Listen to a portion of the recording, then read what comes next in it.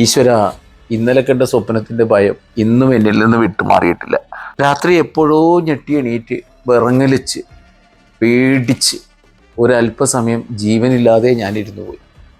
എൻ്റെ ഉള്ളം കൈയൊക്കെ വേർത്തിട്ടുണ്ടായിരുന്നു. ഭാര്യ പുറകിൽ നിന്ന് വിളിച്ചു ചോദിച്ചു, എന്ത് പറ്റിയോടൂ.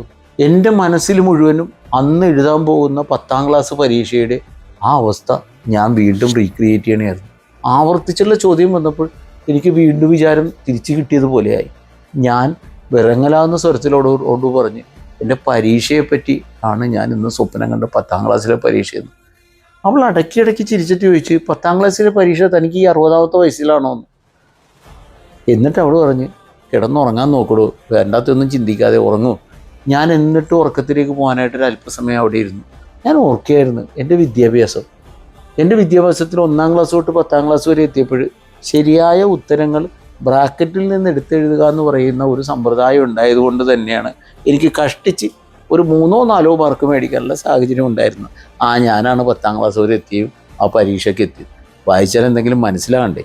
ഒന്നുമില്ലാതെയാണ് 10ാം ക്ലാസ്സിലെ പരീക്ഷയ്ക്ക് ഞാൻ അന്ന് എഴുതാൻ പോയത്. അത് വീണ്ടും ഒന്നും കൂടി എന്നെ സ്വപ്നത്തിലൂടെ ഈശ്വരൻ കാണിച്ചു തന്നു. അപ്പോൾ ഞാൻ ആലോചിച്ചു, എന്തിനാണ് ഈ സ്വപ്നം എനിക്കിങ്ങനെ കാണിക്കാനായിട്ടുള്ള അവസരം ഉണ്ടായത്? തീർച്ചയായിട്ടും പഠിക്കുന്ന സമയത്ത് വിദ്യാഭ്യാസം എന്ന് പറയുന്നത് എനിക്ക് ഒരുപാട് ഭയമുണ്ടാക്കുന്നതായിരുന്നു. അതിരാവിലെ മക്കളോട് ഭാര്യയെ വിളിച്ച് ഫോണിൽ പറയുന്നത് ഞാൻ കേട്ടു, ഡാഡി ഇന്നലെ മൂത്രം ഒഴിച്ച് ബെഡിൽ പേടിച്ചിട്ടെന്ന്. ആ തമാശ കേട്ട് എൻ്റെ അമ്മ അവിടെ നിന്ന് ഓറി ചിരിക്കുന്നുണ്ടായിരുന്നു. അവർക്ക് ചിരിക്കാം, പക്ഷേങ്കിൽ ഞാൻ നിങ്ങളോട് പറയുന്നു, നമ്മളുടെ എന്നും ഭയം വിദ്യാഭ്യാസത്തിനോട് ഉണ്ടാകുന്നത് നല്ലത് തന്നെ. പക്ഷേ അത് വല്ലാത്തൊരു ഭയമായി പോകരുത്. പക്ഷേ എൻ്റെ കരിയറിൽ എൻ്റെ ഈ 10ാം ക്ലാസ് വരെയുള്ള ഭയം പിന്നീടുള്ള എൻ്റെ നേട്ടങ്ങൾക്കാണ് ഗുണപ്പെട്ടത്. കാരണം ഞാൻ അന്ന് മാറ്റിവെച്ചു.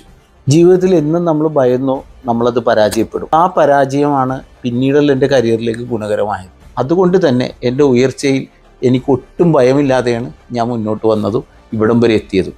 അതുതന്നെയാണ് എനിക്ക് നിങ്ങളോടും ഷെയർ ചെയ്യാനുള്ളത്.